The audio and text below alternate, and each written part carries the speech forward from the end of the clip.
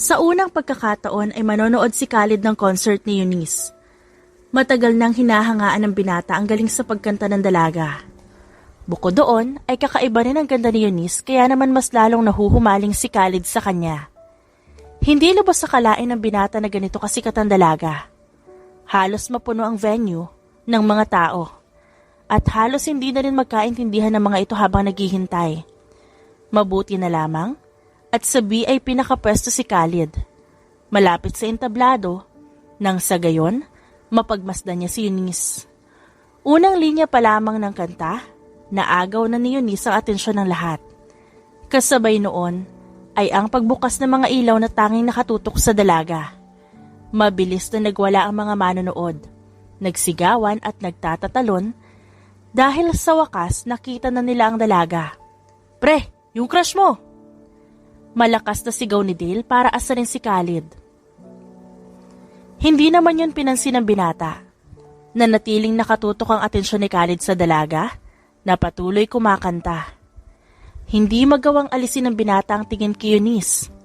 Ang makita sa personal ng dalaga ay may kakaibang hatid na kiliti sa dibdib ni Khalid. Mas lalong napatitig si Khalid sa dalaga.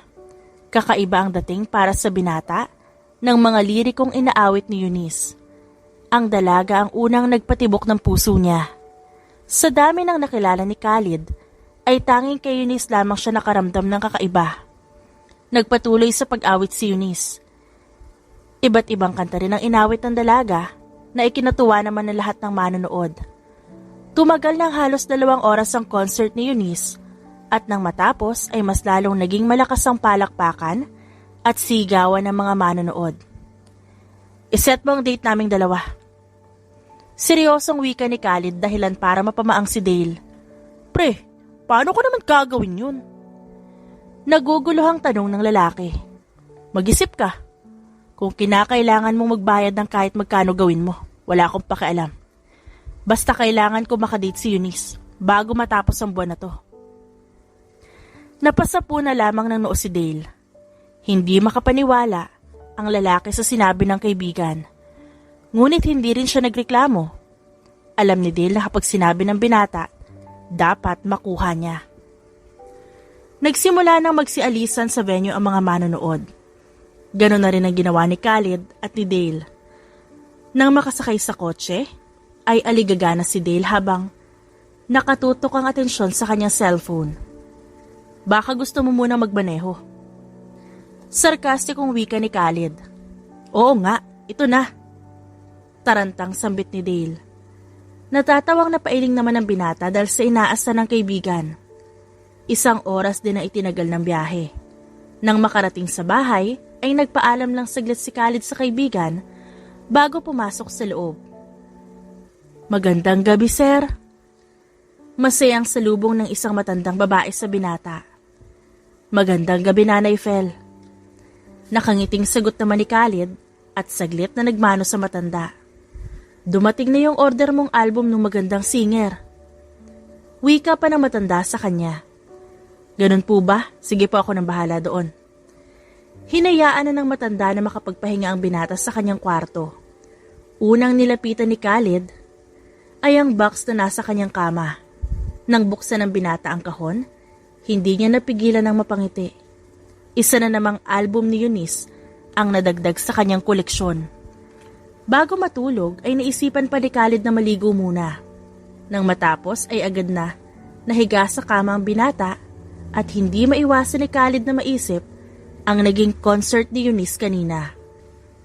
Hindi mapigilan ng binata na mas lalong mamangha sa galing sa pagkanta ng dalaga. Hindi rin maitatanggi na mas maganda sa personal si Eunice. Sa sobrang pag-iisip, hindi niya namalaya na nakatulog na pala siya. Makalipas ang ilang araw, bigla na lamang sumulpot si Dale sa bahay ni Khalid. Malawak ang ngiti ng lalaki at pinang-aasar na tingin. "Ano naman ang kailangan mo? Ba't ka na pa rito?" Tanong ni Khalid sa kanya. "Meron ako maganda balita, pre." "Ano nga?" "Ikaw na nga tong ginagawa ng pabor, ikaw pa tong galit." Nagmamaktol na sambit ng lalaki. "Sabihin mo na lang kasi." May date kayo ni Eunice sa Sabado. Dito kayo magkikita. Huwag ka magpapalit kung gusto mo pang maabutan si Eunice sa lugar na yan. Mabilis na sabi ni Dale. Nanlaki naman ang mga mata ng binata sa narinig. Gulat na napatingin si Khalid sa kaibigan at napahawak pa sa magkabilang balikat nito. Totoo ba? Baka pinagtitripan mo lang ako ah. Huwag ka maniwala kung ayaw mo. Singhal naman ni Dale. Paano? Paano mo ginawa? Takang tanong ni Khalid sa kanyang kaibigan. Di nagbayad ako sa manager ni Eunice. Nakangising sagot nito. Iba ka talaga.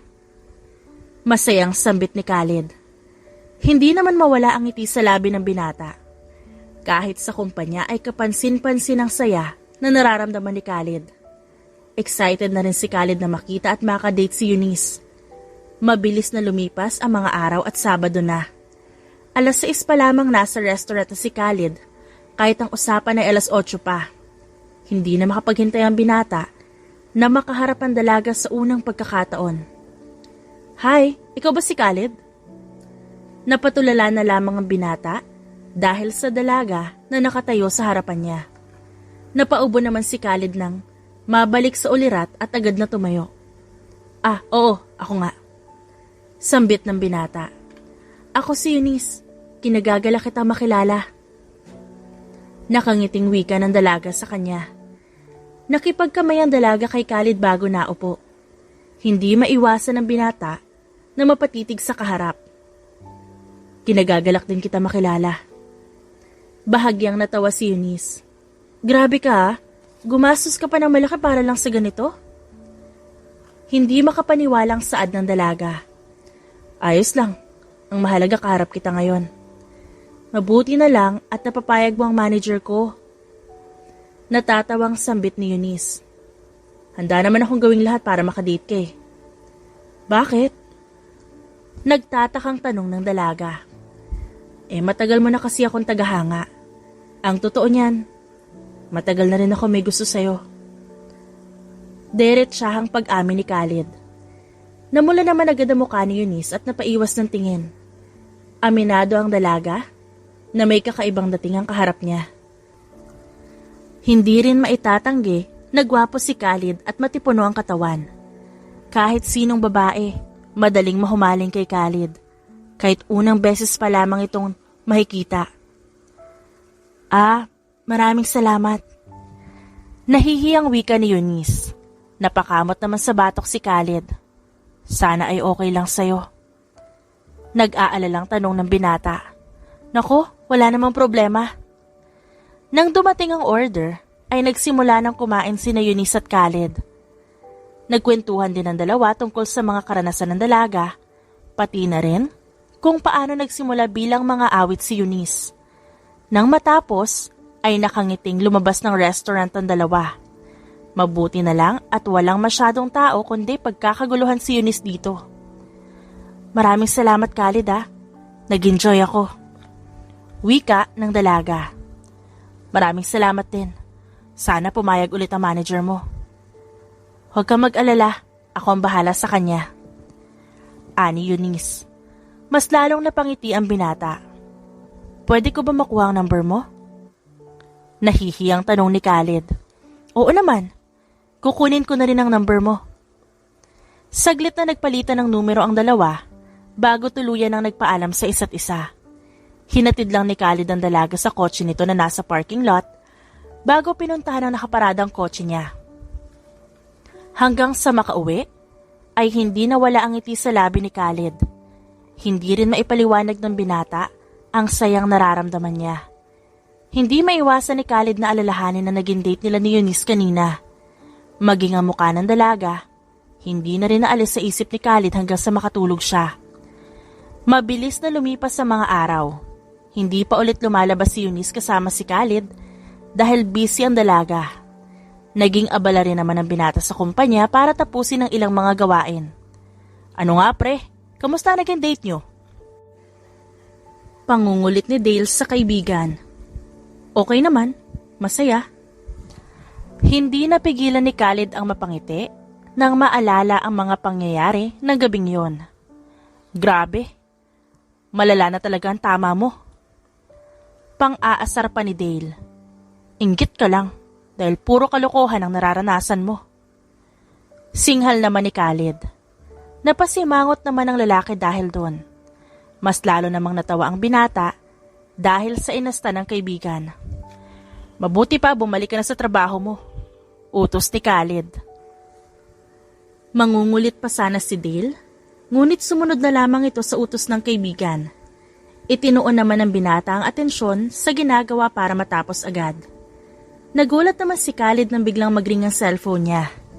Nang makita na si Eunice ang tumatawag, dali-dali niyang kinuha ang cellphone at sinagot ito.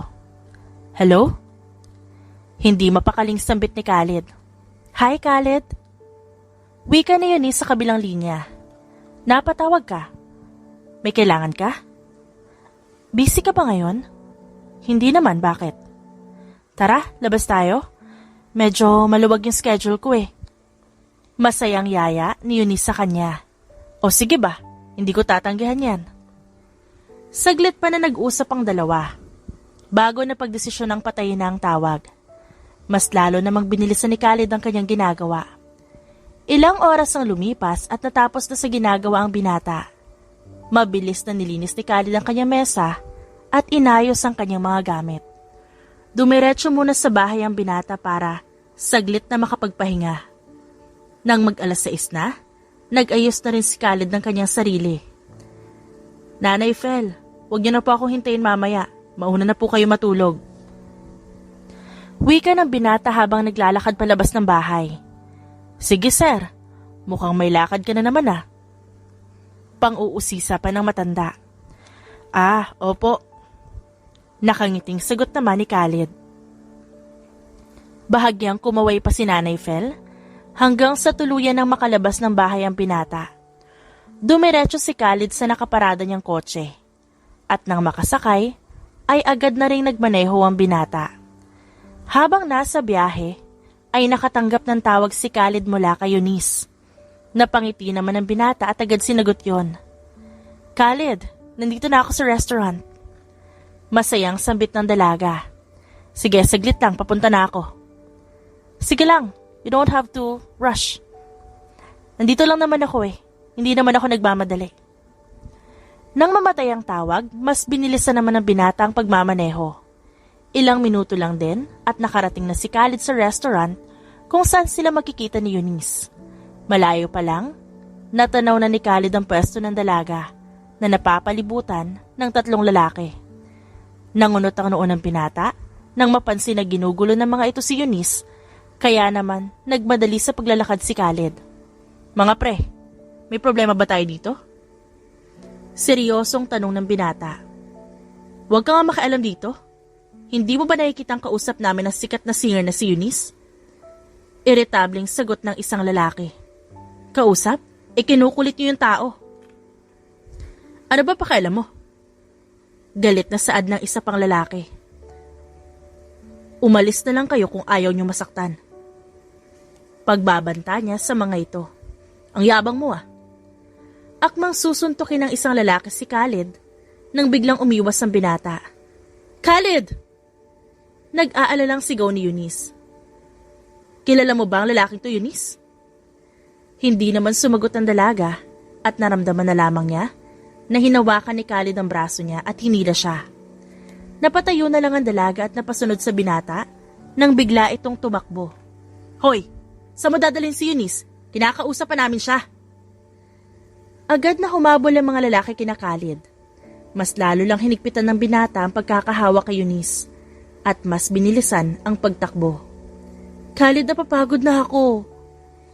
Hinihingal na sambit ni Eunice. Saglit na lang, malapit na tayo sa kotse ko. Sagot naman ng binata. Kahit pagod ay pinilit na lang ng dalaga ang kanyang sarili. Nagpatuloy sa pagtakbo ang dalawa hanggang sa makarating sa kotse ni Khalid.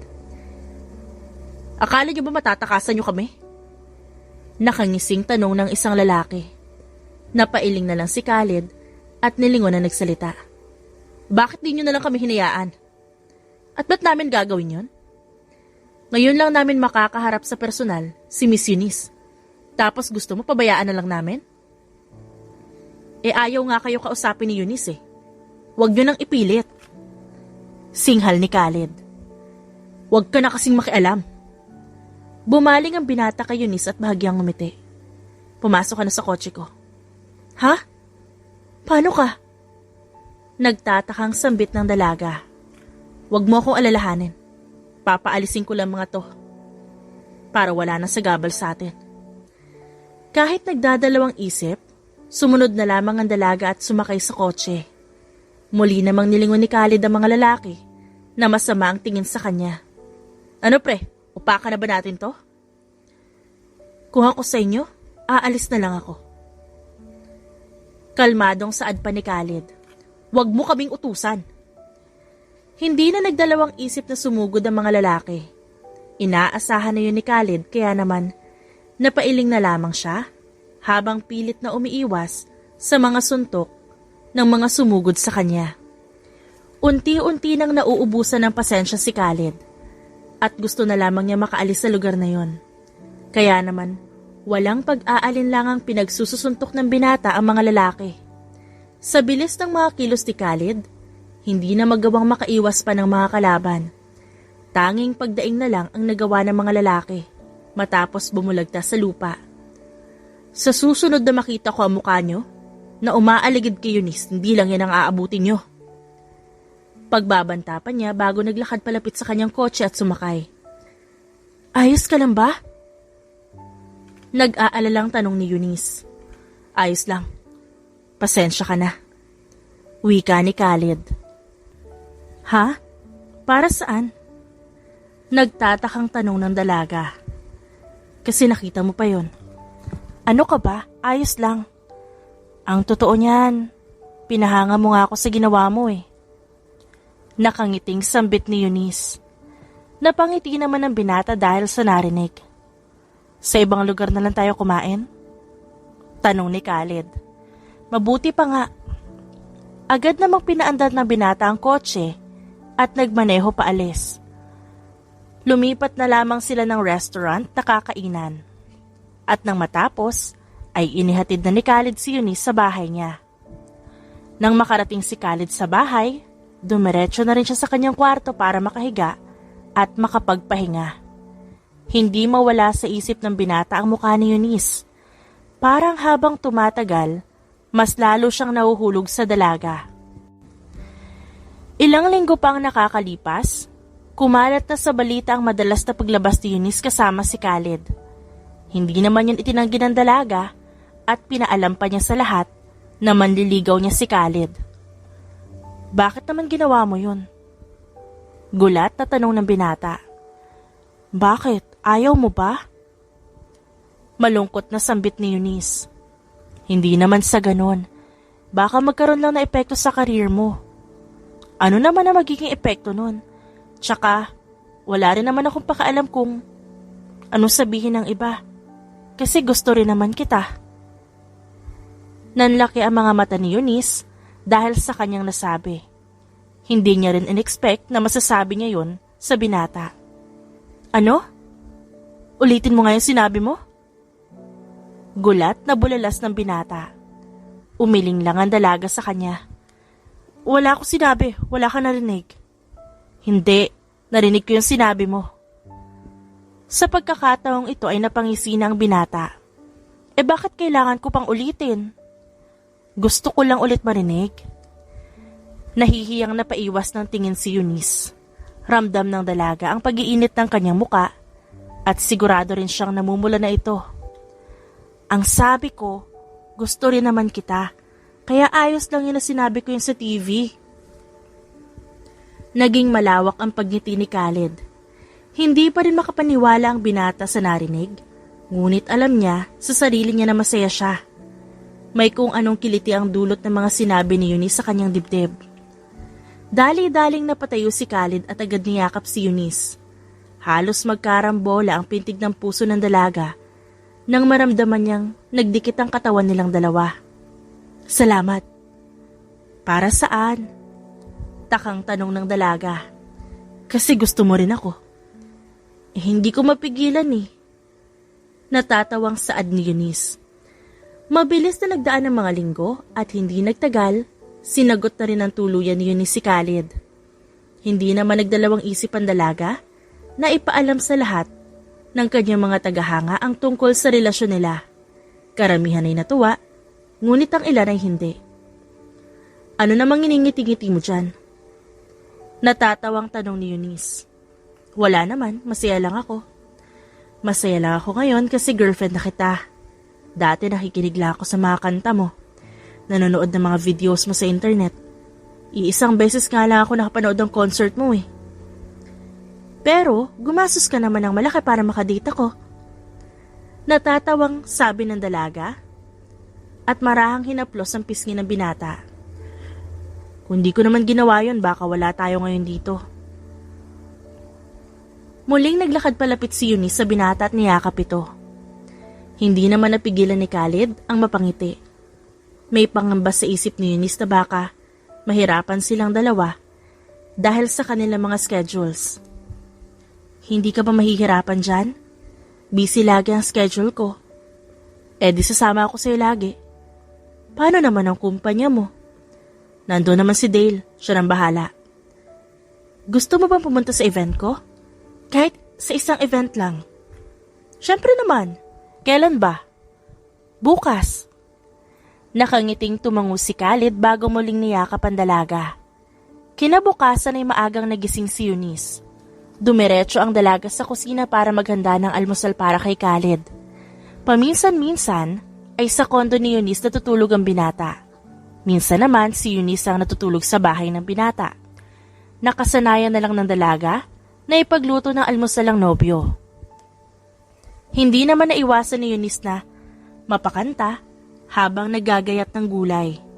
Lingid sa kaalaman ng dalaga, nakatayo na sa may pintuan ng kusina si Khalid at nakangiting nagmamasid sa kanya. Ang ganda talaga ng boses mo. Papuri ng binata. Halos mapatalo naman sa gulat ng dalaga. Kanina ka pa ba dyan? Hindi naman masyado. Marahang naglakad ang binata palapit sa dalaga at niyakap ito. Nakangiti namang nagpatuloy si Eunice sa ginagawa habang nanatiling nakayakap sa kanya si Khalid.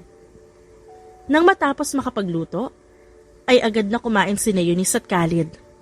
Maaga kasi ang alis ng dalaga kaya binilisan na lang niya ang pagkain at agad na nag-ayos ng sarili. Para saan pala ang event na to? Para makilala ang mga tagahanga ko. Napatango-tango naman ang binata.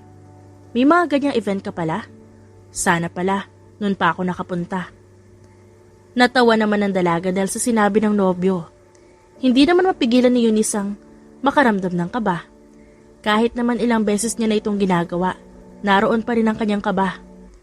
Lalo pa, at may mga lalaking tagahanga raw niya ang nangungulit sa dalaga. Hindi malabo na magpakita ang mga yon doon sa event na pupuntahan niya. At posible rin guluhin siya ng mga ito. Nang makarating sa venue ng event, nagulat si Khalid nang makitang marami ang taong naroon. Hindi pa rin makapaniwala ang binata na ganito karami ang tagahanga ng kanyang nobya. Agad namang nagsimula ang programa. Nagkaroon ng konting performance si Eunice at kumanta siya. Ikinatuwa naman yun ng kanyang tagahanga at nanatili namang nanonood si Khalid sa tabi. Nagulat na lang ang binata na makitang parang nagkakagulo malapit sa pwesto ni Eunice, kaya naman dali-dali siyang tumakbo palapit doon. Teka, ano nangyayari? May problema ba dito? Ikaw na naman? Huwag ka nga makialam dito. Singhal ng isang pamilyar na lalaki. Ilang minuto bago mapagtanto ni Khalid na ang gumugulo kay Eunice ngayon ay ang lalaking minsan ding ng gulo sa restaurant noon. Mabilis na nakaramdam ng galit ang binata. Bitiwan mo nga ang kamay niya. Bakit? Anong gagawin mo? Napansin ng binata ang sunod-sunod na pagpasok ng mga gwardya. Mabilis silang lumapit sa tatlong lalaki na nanggugulo, ngunit nagulat na lamang sila nang may iba pang mga lalaki na sumugod para pigilan ng mga gwardya. Khalid! Sigaw ni Eunice. Agad namang tumakbo ang binata palapit sa kanya. Umalis na tayo dito. Wika ni Khalid. Hinawakan ng binata ang kamay ng dalaga at hinila ito palabas. Ngunit bago sila makaalis, ay nahawakan na ng isa pang lalaki ang kamay ni Eunice. Sa tingin mo ba makakaalis ka pa ngayon? Huwag mo nga akong hawakan! Sigaw ni Eunice at sinipas sa muka ang lalaki. Napabitaw naman ang lalaki at tumalsik pa ito. Nagpatuloy sa pag-alis si Khalid at dumiretso sa parking lot. Agad na sumakay ang dalawa sa kotse. Mabilis na pinaandar ni Khalid ang kotse at nagmaneho paalis. Matagal ka na bang kinukulit na mga yon? Hindi naman, pangalawang beses pa lang to. Nung una, nung dapat magkikita tayo, sa restaurant ko naalala mo? Mukhang hindi lang simpleng paghanga meron sila sa'yo. Hindi ko rin sila maintindihan eh. Kunot noong wika ng dalaga. Magsasalita pa sana si Khalid nang bigla na lang may bumangga sa kotse niya. Mabuti na lang at nakontrol pa rin ng binata ang pagmamaneho. Agad naman yung nilingon ni Khalid at laking gulat niya nang makita ang mga lalaki na nakasunod sa kanila.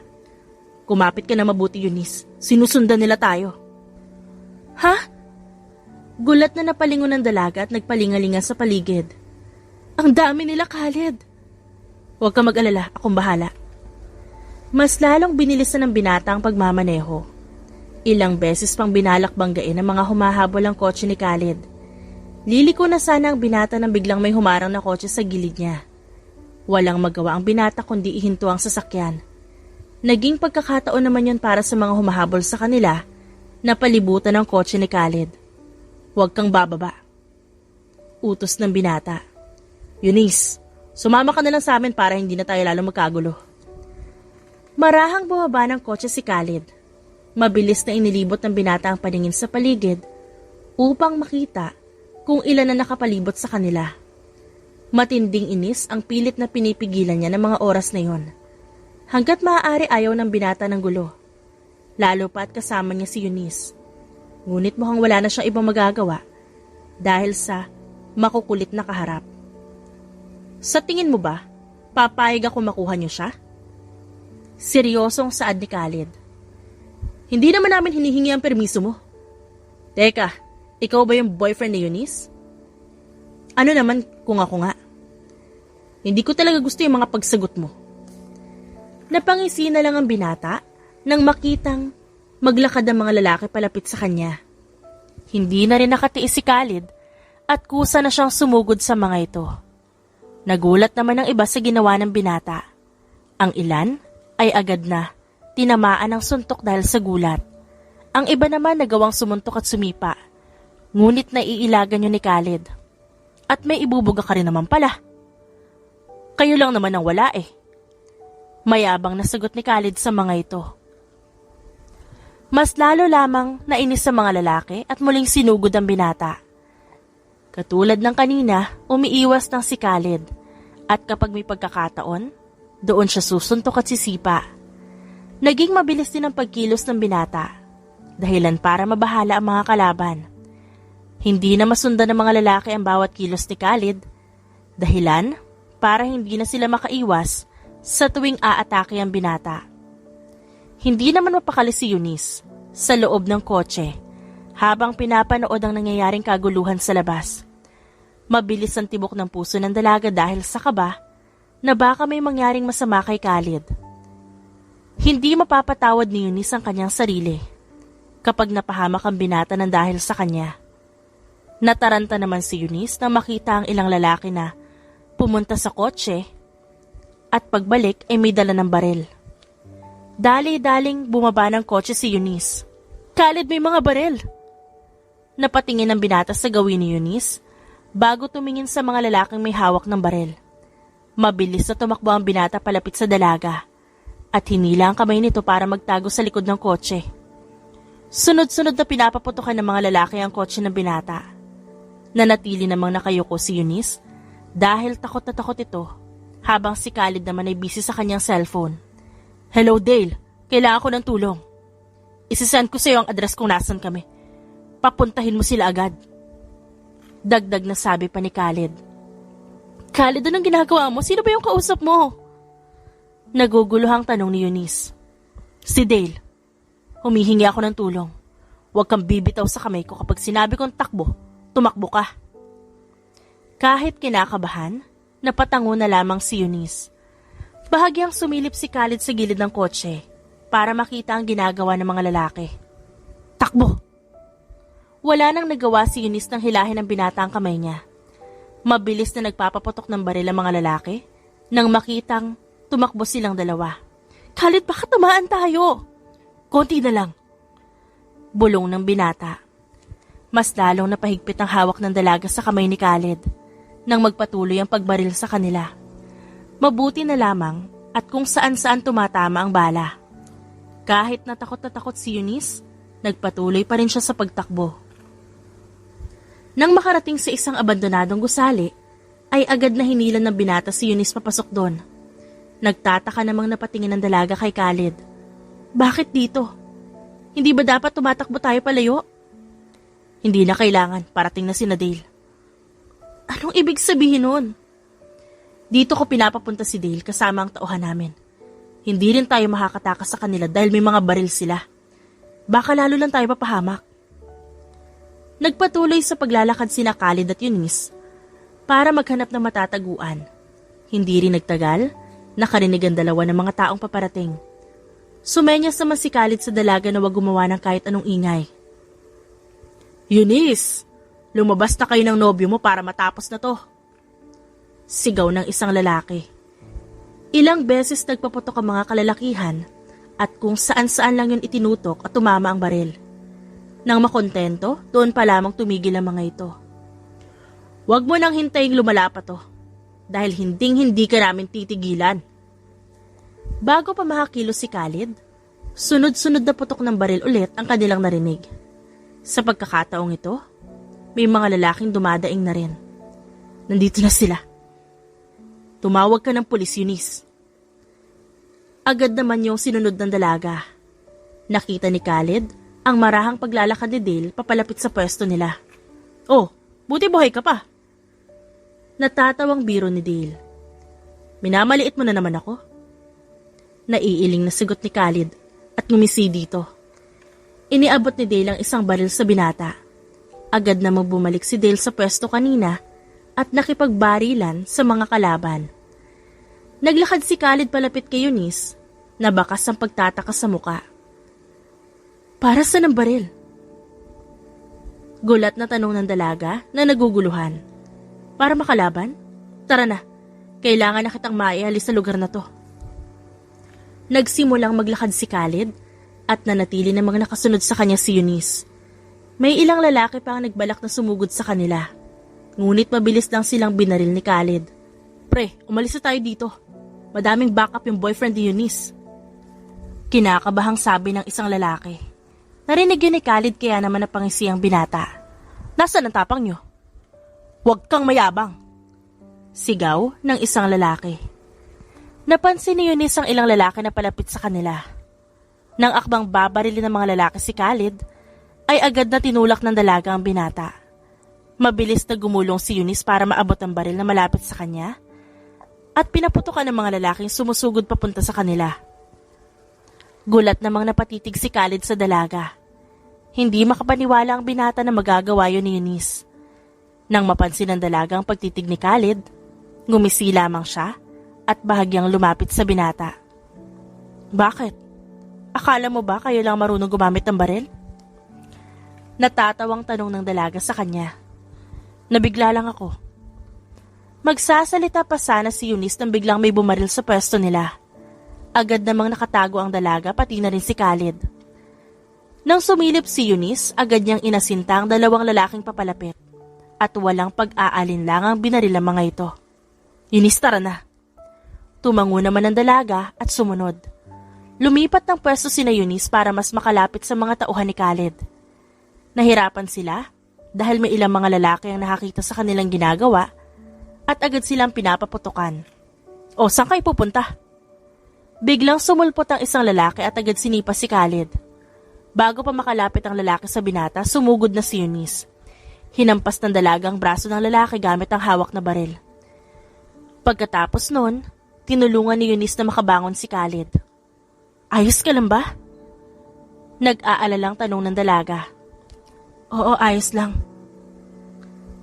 Napapailing pa ang binata dahil nakaramdam siya ng sakit. Ang sweet niyo naman, sabi ng isang lalaki at agad pinagbabaril ang pwesto nila. Mabilis namang nakapagtago sina Khalid at Eunice. Nang sumilip si Khalid, siya naman ang bumaril sa lalaki. Nang masiguradong wala na ito, nagpatuloy sila sa paglalakad. Pre, ba't di pa kayo umaalis? Hindi kami makalusot. Lagi may sumusugod sa amin. Ubusin na lang kaya natin ang mga to. Hindi pwede, may papuntang pulis dito. Sakto naman ang pagpasok ng mga pulis, agad itinutok ang mga hawak na baril sa mga lalaki. Kilala ng mga pulis sa mga tauhan ni Khalid, kaya alam ng mga ito kung sino ang aasintahin. Sa wakas natapos din. Napabuntong hininga pa si Dale matapos sabihin yon. Bumaling si Khalid kay Eunice. Ayos ka lang ba? Nag-aalalang tanong ng binata. Oo, pero napagod ako eh. Mabuti pa mauna na kayo, kami ng bahala dito. Tumango naman ang binata at inalalayan si Eunice sa paglalakad. Nakahinga ng maluwag si Khalid nang sa wakas ay makasakay na sila ng kotse. Nanatili namang tahimik si Eunice sa biyahe hanggang sa makatulog ito. Eunice, nandito na tayo. Bahagyang inalog ni Khalid ang balikat ng dalaga. Agad namang nagising si Eunice at bumaba ng kotse. Sumunod lang ang dalaga kay Khalid na naunang maglakad papasok ng bahay. Magpahinga ka na muna. Sige, magpahinga ka rin ha. Oo, susunod ako sa kwarto. Naglakad na papuntang kwarto ang dalaga. Nang makapasok, pabagsak na nahiga si Eunice dahil na rin sa sobrang pagod. Maya-maya pa sumunod na si Khalid at nahiga sa tabi ng dalaga. Kinabukasan ay maagang pumasok sa kumpanya ang binata. Sinalubong naman siya agad ni Dale. Ano pre, kamusta kayo? Ayos lang pre, napagod. Anong balita dun sa mga lalaki? Naikulong na sila. Mabuti naman kung ganun. Dumiretso ang binata sa kanyang opisina para asikasuhin ang mga dapat niyang gawin. Sa kabilang banda, naiwan si Eunice sa bahay ni Khalid. Maghapong nakahiga ang dalaga. Dahil pakiramdam niya, pagod na pagod pa rin siya.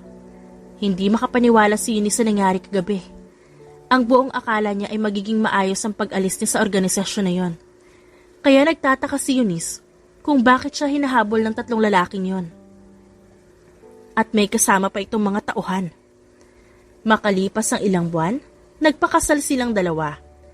Magkasama na silang tumira sa bahay ni Khalid at naging masaya naman sila. Labis din na naging saya ni Nanay Fel. Nang sa wakas ay maging asawa na ni Khalid si Eunice. Bukod kasi sa katotohanang si Eunice ang pinakaunang girlfriend ng binata, matagal din bago umibig si Khalid. Kaya naman buong akala ni Nanay Fel, tatandang binata si Khalid. Mahal? Malambing na pagtawag ni Eunice sa asawa. Bakit? Magre-retire na ako bilang singer. Gulat namang napatingin kay Eunice ang kanyang mister. Ha? Bakit naman bigla mong naisip yan? Hindi makapaniwala ang tanong ni Khalid. Wala naman. Mas gusto ko lang ng tahimik na buhay kasama ka para makapag-focus na rin ako sa pamilyang bubuuin natin. Sigurado ka ba dyan? Nakausap mo na ba ang manager mo? Pumayag naman ang manager ko pero nag-request siya na magkaroon ako ng huling concert. Napangiti naman ang lalaki. Mabuti na rin yan para makapagpaalam ka sa mga taga-suporta mo. Nakangiting wika ni Khalid. Oo nga eh. Ikaw ang bahala, mahal. Susuportahan naman kita sa lahat ng desisyon mo. Niyakap ni Khalid ang asawa at hinalikan sa noo. Mabilis namang lumipas sa mga araw, ang paghahanda para sa huling concert ni Eunice ay malapit na ring matapos. Naipaalam na rin ng babae sa media ang naging desisyon niyang pagre-retire. Nalungkot man ang karamihan, ngunit natanggap din naman nila agad ito. Handa ka na ba? Nakangiting tanong ni Khalid sa asawa. Oo naman, matagal-tagal din namin pinaghandaan ang araw na to. Kahit ilang beses nang nagawa ng babae ang mag-concert, hindi pa rin maalis sa kanya ang kaba. Idagdag pa ang lungkot dahil ito na ang magsisilbing pamamaalam niya. Naglakad na siya papunta sa gitna ng entablado. Hinintay lamang ng babae ang signal bago nagsimulang kumanta. Kasabay noon ang pagbukas ng ilaw na agad tumutok kay Eunice. Malakas na sigawan ang sumalubong sa babae nang magpatuloy siya sa pag-awit. Hindi napigilan ni Eunice na maging emosyonal habang kumakanta. Ramdam ng mga manonood ang lungkot na inaawit niya sa pamamagitan ng liriko na kinakanta niya. Malakas na palakpakan at sigawan ang bumalot sa loob ng venue nang matapos ang unang kanta ni Eunice. Hindi na rin napigilan ng ibang manonood ang maiyak dahil sigurado silang mamimiss nila ang babae. Pre, biglang tawag ni Dale. Napalingon naman si Khalid sa kaibigan. Bakit, may problema ba? Naalala mo ba yung 3 lalaki na gumugulo kay Eunice noon? Oh, ano naman na meron sa kanila? 2 lang sa 3 mga lalaki ang nakulong. Hindi pa rin nahahanap ng mga pulis ng isang lalaki. Ano? Bakit ngayon mo lang sinabi sa akin? Pasensya ka na. Ngayon lang din ako tinawagan ng pulis Nabalitaan kasi nilang may concert ngayon si Eunice at tumawag sila para magbigay ng babala. Wika naman ni Dale. Napasapu na lang si Khalid sa kanyang noo. Kahit madilim sa paligid, sinubukan pa rin ng lalaki na suriin ang bawat manonood upang subukang hanapin kung naroon ba ang isang pamilyar na lalaki. Napatingin naman si Khalid sa kanyang asawa na hanggang ngayon kumakanta pa rin sa gitna ng entablado. Nangunot ang noo ng lalaki nang mapansin ang isang kulay pulang bilog sa may bandang damit ni Eunice. Eunice! Malakas na sigaw ni Khalid, dahilan para maagaw ang atensyon ng lahat pati na rin ng babae. Dumapa ka! Dagdag na sigaw pa nito. Napatigil sa pagkanta si Eunice. Kahit naguguluhan, ginawa niya ang utos ng asawa. Mabilis nagkagulo ang mga tao sa paligid nang marinig ang sunod-sunod na putok ng baril. Mabilis na nakapagtago si Khalid. Tumakbo siya patungo sa asawa at hinila ito. Ano nangyayari? Mamaya ko na ipaliliwanag. Basta, nasa kapahamakan ng buhay natin. Kailangan natin makaalis dito. Muling nakarinig ng putok ng baril ang mag-asawa at sa pagkakataong ito, mas madami na. Napasilip naman si Khalid at nakita niya roon ang mga tauhan. Nagulat pa si Khalid na makita na maraming lalaki ang nakikipagbarilan sa kanyang mga tauhan. Mahal, tara na. Saan tayo dadaan? Basta sumunod ka lang sa akin. Dahan-dahang tumakbo ang mag-asawa palapit kay Dale at sa iba nilang tauhan. Kumuha ng baril si Khalid at gano'n na rin si Eunice. Wala nang nagawa ang mag-asawa kundi ang makipagbarilan at tulungan ang kanilang kasamahan. Bigla namang nagring ang cellphone ni Dale, kaya agad niya yung kinuha sa bulsa at sinagot. Hello, sir. Ano po? Paano po nangyari yun? Opo, sir. Sige po. Sunod-sunod na sabi ni Dale bago binaba ang tawag. Sino yun? Pulis na nagbabantay sa kulungan nung nagugulo sa inyo. Oh, ba't napatawag daw? Nakatakas daw yung mga lokong lalaki na yon. Kailangan natin mag-ingat. Paniguradong susunod dito yung mga yon. Napailing naman si Khalid sa kanyang nalaman. Hindi naman makapaniwala si Eunice sa mga nangyari. Ang akala ng babae wala na ang mga lalaki. Muling bumalik ang kaba ni Eunice. Natatakot siya sa maaaring mangyari sa kanila. Lalong-lalo na sa mga tagahanga niya na nanonood ngayon. Umalis na kayo dito, pre. Papunta na rin dito mga pulis para tulungan tayo. Sige, mag-iingat kayo. Kayo din. Sambit pa ni Dale. Nagsimula nang maglakad si Khalid at sumunod naman sa kanya si Eunice. May ilang mga lalaki ang nagtangkang sugurin sila at barilin. Pero inuunahan lang ng mag-asawa. Napatalo naman sa gulat si Eunice nang muntik na siyang matamaan ng bala. Saan naman tayo pupunta? Hindi ko alam. Pero kailangan natin makaalis dito. Agad namang may humarang sa kanila. At sa tingin nyo, saan kayo pupunta? Mabilis na nakaramdam ng inis si Khalid. Hindi pa rin ba kayo titigil? Hindi porket kasal na kayo ni Eunice, pababayaan na lang namin kayo. Ipaghihiganti ko pa mga kasamahan ko. Nakangising saad ng lalaki. Nagsasayang ka lang ng oras mo. Wala akong pakialam. Ang mahalaga para sa akin makuha ko ang asawa mo. Pwede bang tigilan mo na ako? Hindi nga kita kilala eh. Hayaan mo, magpapakilala ako sa iyo, Eunice. Ako nga pala si Edward. Ngumisinang nakakaloko ang lalaki. Hindi ako interesado. Ngayon lang yan. Oras na makuha kita, wala ka nang magagawa, kundi magka-interes sa akin. Dahil sa galit, ay sinubukan ni Khalid na barilin ng lalaki ngunit nakapagtago ito. Gumanti naman si Edward kaya mabilis na napatakbo sina Khalid papunta sa likod ng pader. Maglalakad na sana ulit si Eunice nang bigla na lamang may humila sa kanya at sumakal. Napalingon naman si Khalid ngunit hindi agad nakakilos nang makitang may nakatutok na baril sa ulo ng asawa. Subukan mong kumilos. Papasabugin ko ang ulo ng asawa mo. Oh, Marvin! Nakalaya na pala kayo. Magpasalamat ka nga at di ka nakasama eh. Nasaan si Randy? Takang tanong pa ni Edward. Nasa likod, naghihintay na sa atin. Bitiwan mo ang asawa ko. Sigaw ni Khalid. Naramdaman na lamang ng binata ang pagbatok ng baril sa kanya, kaya napadaing ang lalaki sa sakit at agad na napahawak sa batok niya. Khalid! Huwag kang maingay kung ayaw mo masaktan. Singhal ni Marvin sa babae. Gustuhin mang manlaban ni Eunice, ay nagdadalawang isip siya. Nakayuko si Khalid at nasa likod nito si Edward. Kapag kumilos ang babae, hindi malabong barilin agad ni Edward ang asawa niya. Nakita naman ni Eunice ang dahan-dahang pagtayo ni Khalid. Diretsong tumitig sa babae ang kanyang asawa at bahagyang tumango. Naintindihan naman ni Eunice ang nais iparating ni Khalid. Mabuti pang umalis na tayo dito. Maglalakad na sana ang lalaki nang biglang umupo si Khalid at sinipa ang paa ni Edward.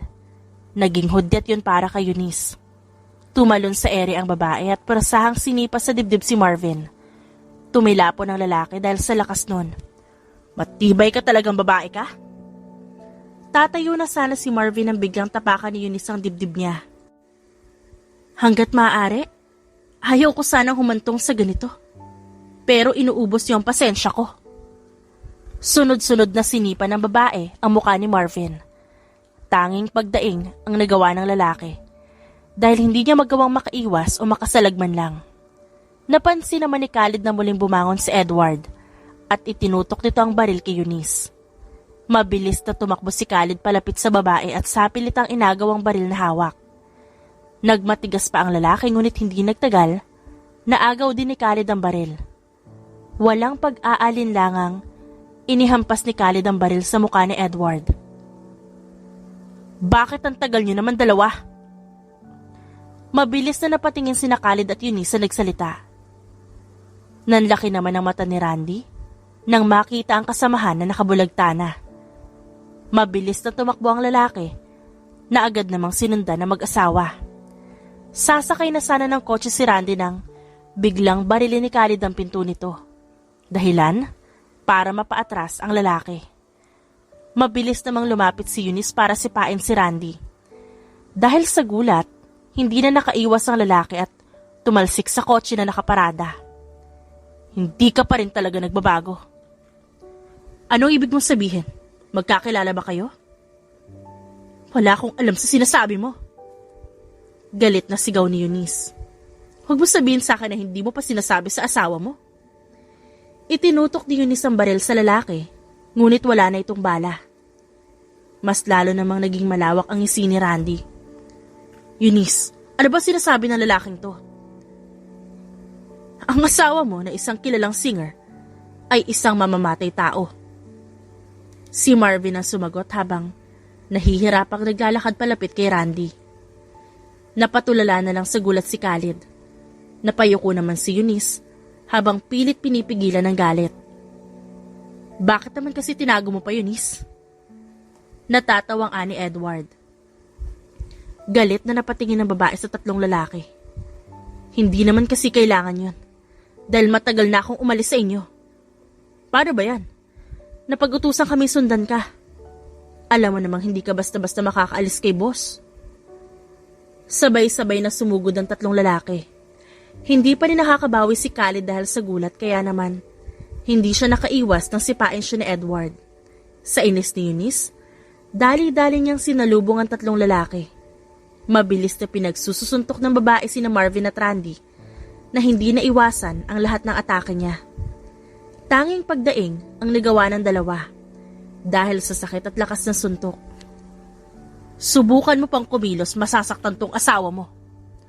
Napalingon naman si Eunice sa gawin ng lalaki at galit na tinitigan si Edward. Bitiwan mo siya. Huwag mo akong utusan. Baka nakakalimutan mong matagal ka nang umalis sa amin. Wala kang karapatang mag-utos sa amin.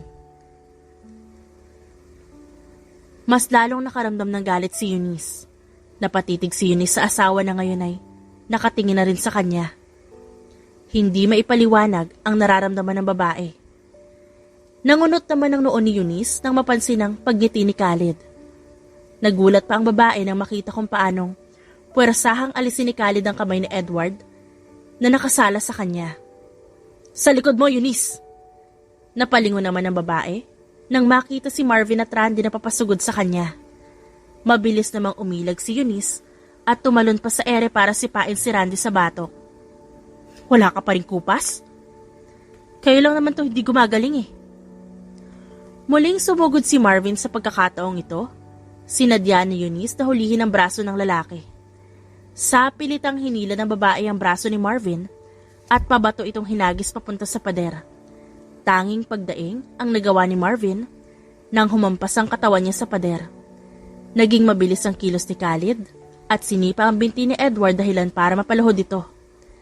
Hindi pa nakontento si Khalid at sinipa pa ang panga ni Edward, dahilan para mawala na ito ng malay. Ayos ka lang ba? Nag-aalalang tanong ni Eunice sa asawa. Ayos lang, ikaw? Napatango na lang ang babae. Bahagya din siyang napayuko. Hindi magawang tumingin ni Eunice sa kanyang asawa. Naramdaman na lang ng babae ang dalawang kamay ni Khalid na humawak sa kanyang pisngi at pilit na itinunghay ang kanyang ulo. Huwag ka na mag-isip ng kung ano. Hindi kita iiwan nang dahil sa nalaman ko. Nakangiting sambit ni Khalid. Hindi naman napigilan ni Eunice na mapayakap sa asawa. Naiyak na rin siya. Nawala ang takot sa dibdib ng babae dahil sa mga sinabi ni Khalid. Pre! Malakas na sigaw ni Dale at patakbong lumapit sa kanila. Ayos lang ba kayo? Nandito na mga pulis. Oo, ayos lang. Ipahuli mo na itong mga to. Tumango naman si Dale bago umalis para tumawag ng mga pulis. Hinawakan ni Khalid ang kamay ni Eunice ng mahigpit at naglakad palabas. Nakahinga ng maluwag si Eunice dahil natapos na ang problema niya sa tatlong lalaki. Napagdesisyonan na mag-asawa na umuwi sa kanilang bahay. Dahil sa sobrang pagod, nakatulog na rin siya sa biyahe. Mahalan dito na tayo. Agad namang gumising si Eunice at bumaba sa kotse. Napatitig pa ang babae sa mukha ng asawa bago nagsimulang maglakad papasok sa bahay. Kung gusto mong magtanong ka na. Wala sa sariling wika ni Eunice na makaupo sa sofa.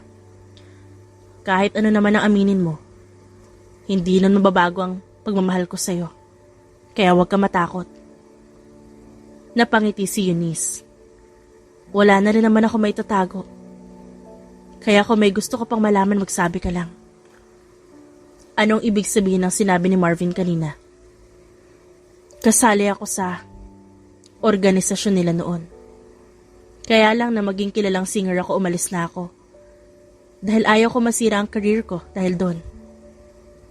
Nung una, naging maayos naman ako. Hanggang sa makita ko yung tatlong yon. Naging maayos ang pag-uusap namin ng boss ko nung umalis ako. Kaya hindi ako naniniwala sa sinabi ng tatlong yon. Hindi ko rin naman malaman kung anong dahilan nila kung ba't nila ako hinahabol. Napatango-tango naman si Khalid.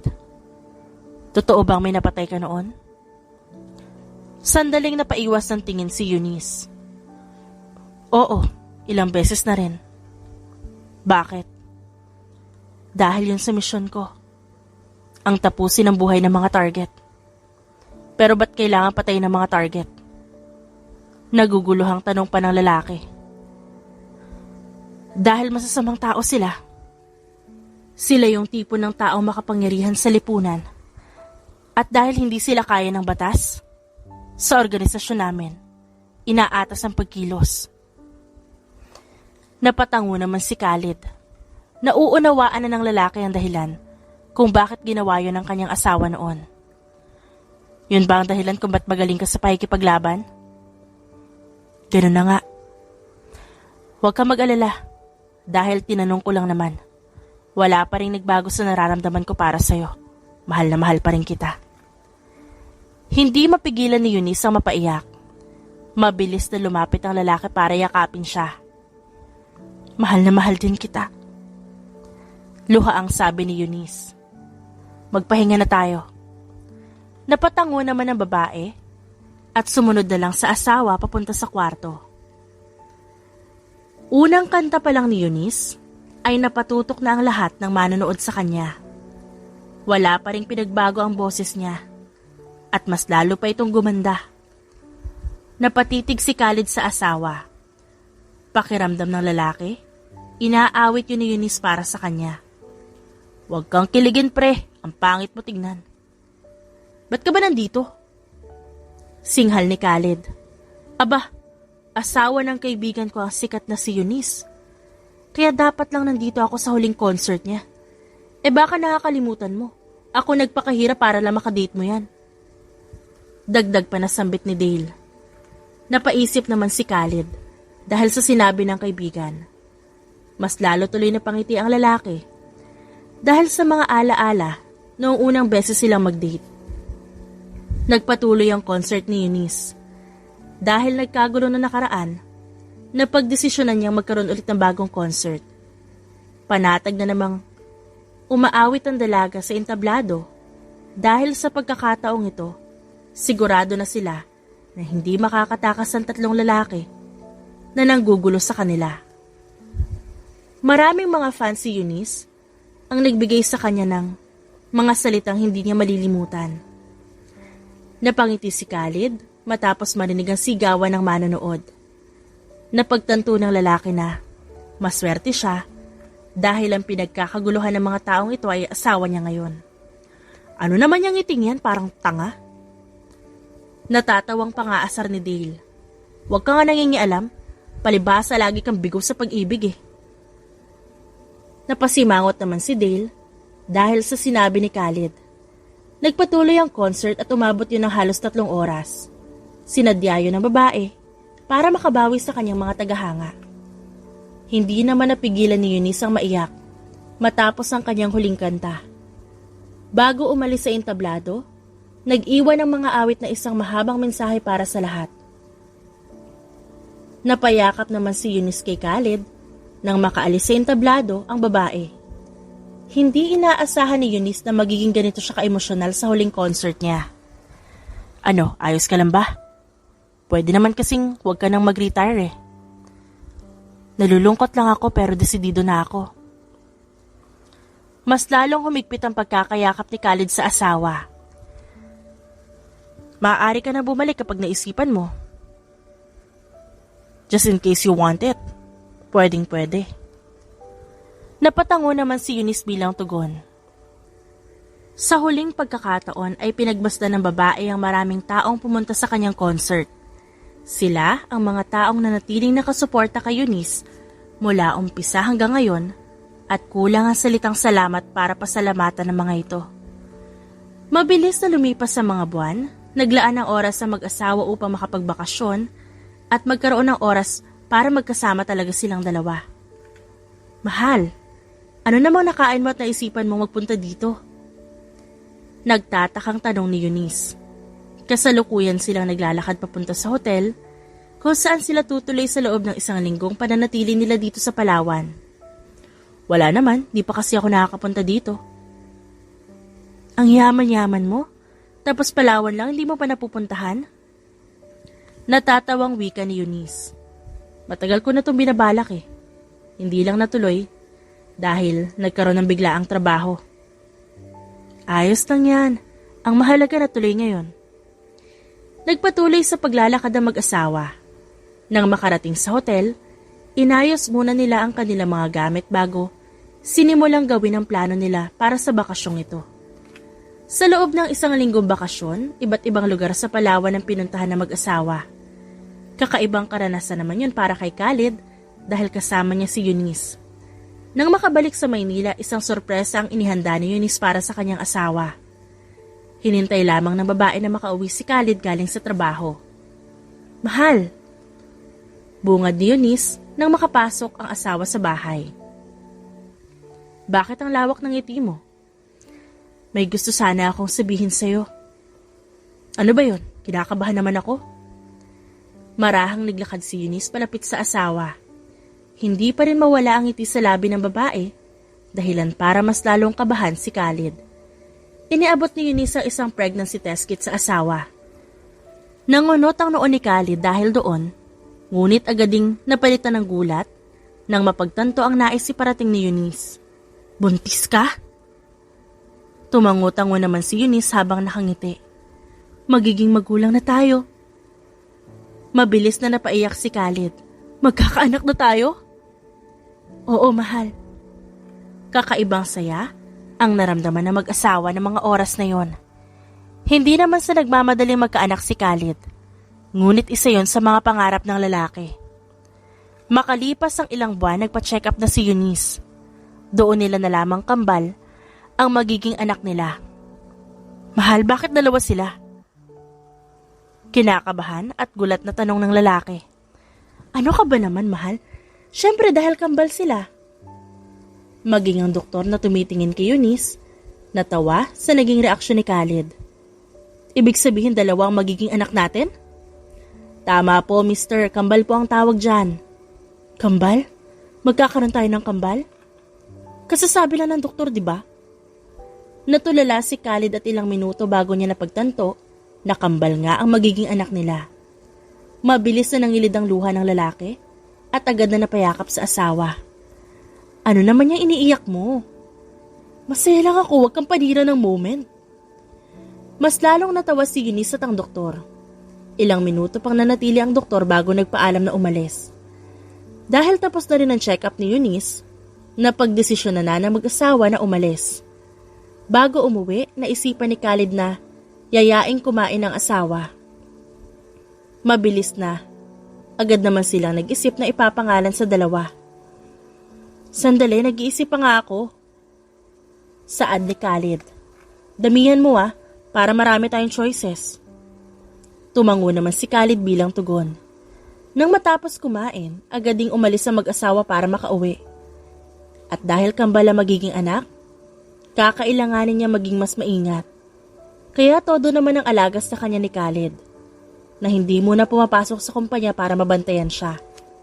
Makalipas pa ang ilang buwan, isinilang ni Eunice ang dalawang magandang babae.